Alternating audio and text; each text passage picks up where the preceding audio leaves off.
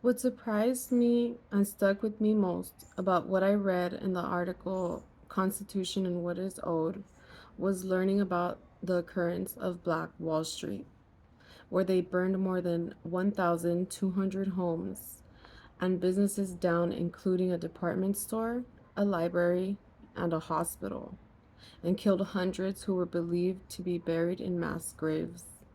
This all due to the hatred that comes with racism. What angered me most was learning that in the 1660s, white officials ensured that all children born to enslaved women would also be enslaved and belong not to their mothers, but to white men who owned their mothers.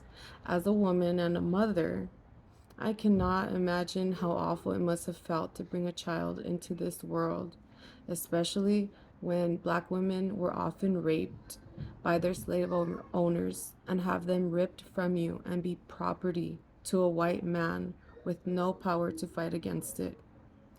What brought me sorrow was to know that with the advent of emancipation, blacks became the only race in the US ever to start out as an entire people with close to zero capital.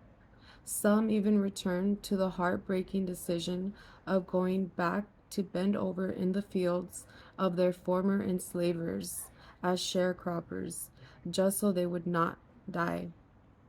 They were free but still enslaved and had to make difficult choices to survive. One thing that brought me anxiety while reading the article was learning that the only Americans who have ever received government restitution for slavery were white enslavers in Washington, D.C., who were even compensated for their loss of human property, which is so wrong. It's so backwards. The injustice of this brought me anxiety because of the injustice of black people fighting for basic human rights and white people still reaping the benefits of having owned them. The powerlessness I felt while reading that was very compelling.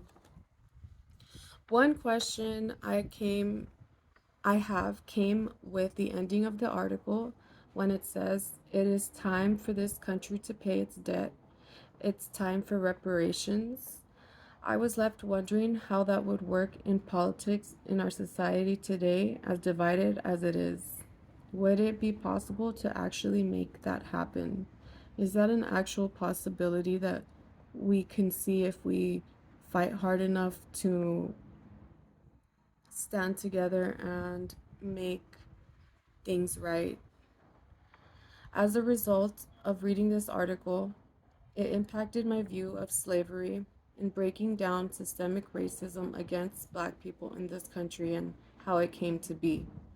I have a more clear idea and can now point out certain events that occurred throughout history against black people during times of slavery that I can now connect to why we see the repression of black people still till this day. It's hard to say that we have come a long way since slavery for me now because of what I read and what I see of black people still being blocked in many ways in trying to become wealthy or take out loans or even make it through school. Um, because of what I read, people still have to work to be treated equally in a rightful way. Black people still have to be work to be treated equally in a rightful way as their white counterparts. And that is the injustice that I clearly see throughout the article and today in society today.